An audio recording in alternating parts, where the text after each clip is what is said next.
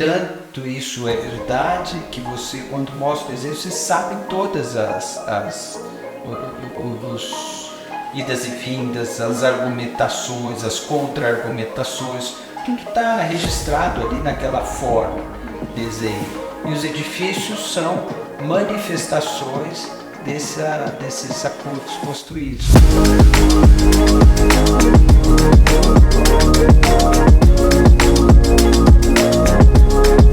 Mas que eu gostaria de saber quais foram suas primeiras lembranças da arquitetura? Qual é a origem de onde eu tive na arquitetura?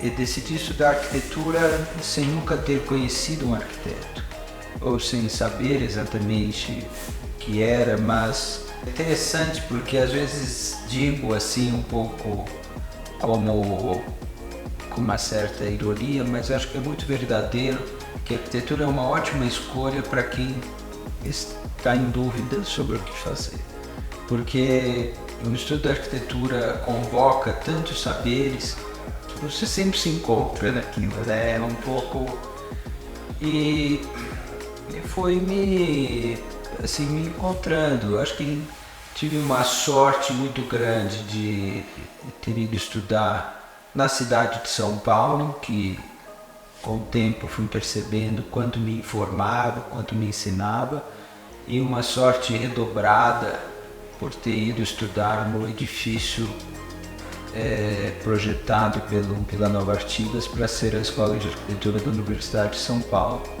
Então, minha primeira lembrança, assim, de um modo consciente sobre arquitetura é o edifício de Vila Nova Artigas, que é um edifício que você, talvez no meu caso, você vai percebendo ao longo do tempo, né? Talvez essa característica mais marcante, tão repetida, um edifício que não tem portas, mas você se pergunta, mas como, né? Porque não é um edifício como qualquer outro, onde as portas não foram instaladas. Depois de uns anos, começa a achar que o prédio conversa com você, sabe?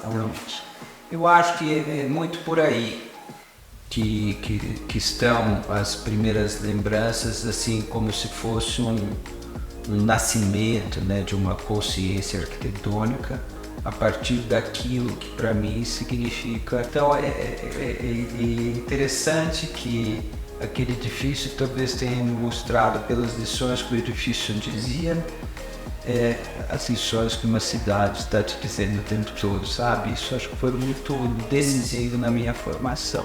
Totalmente, eu acho que isso é muito importante para um arquiteto.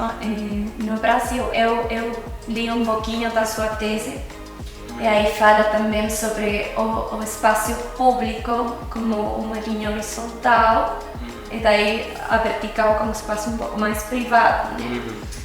Então, minha pergunta, eu gostaria de saber um pouquinho mais disso, dessa ideia, porque acho que não é difícil de Vila Nova Artigas. Acontece a mesma coisa, esse espaço intermédio, a zona caramelo, que é como que o espaço público é feito pela arquitetura mesmo. Então, que também como essa aqui pré-histórica, porque isso que há citações assim.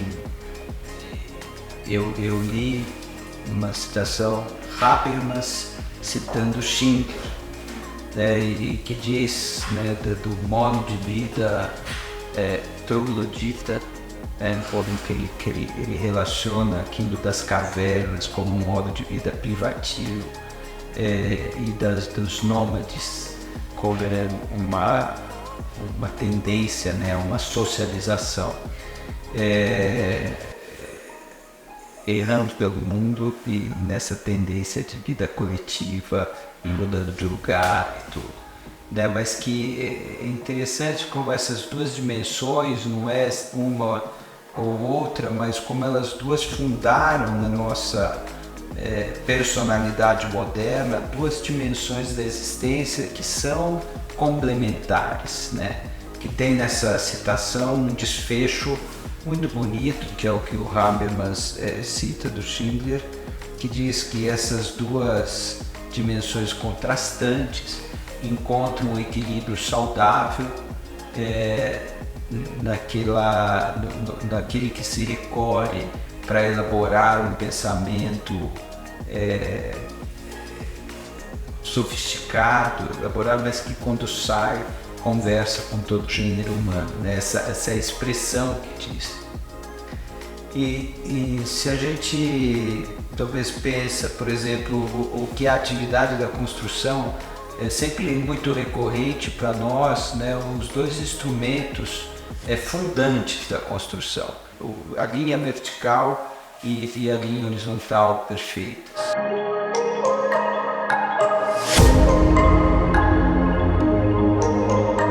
Mas eu tendo a concordar muito falando uma ideia de que entre tantos elementos, sistemas que uma construção mobiliza para se fazer possível, que a estrutura seja uma daquelas que mais mereça a nossa atenção, sabe? Porque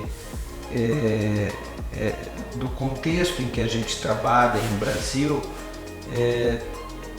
entre a proposição de um projeto e a finalização da obra, ela sofre tantas ameaças, tantos riscos, tantos descaminhos, né, ou possibilidades de se desvirtuar com ideia, que se você coloca as suas fichas numa coisa que não seja absolutamente essencial, provavelmente vai perder a coisa inteira, sabe? Então eu acho maravilhoso, né, outra vez, pensar que um período em que as pessoas eram caladas, o edifício seguia falando. Totalmente. Das instituições humanas, né, em valores humanos. Mas para isso é preciso impregnar a obra de uma humanidade. Por isso que você sente que certos edifícios conversam conosco. E num tempo em que a gente também sente que as pessoas estão virando coisas, né?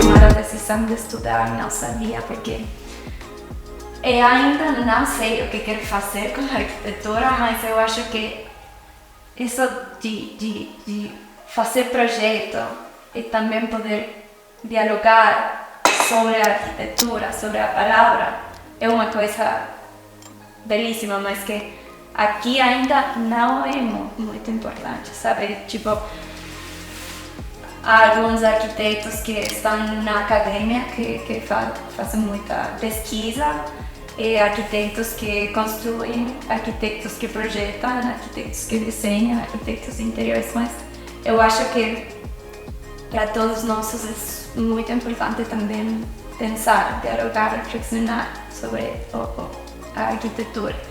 Então a pergunta eu acho que para você como arquiteto, que tão importante é essa palavra?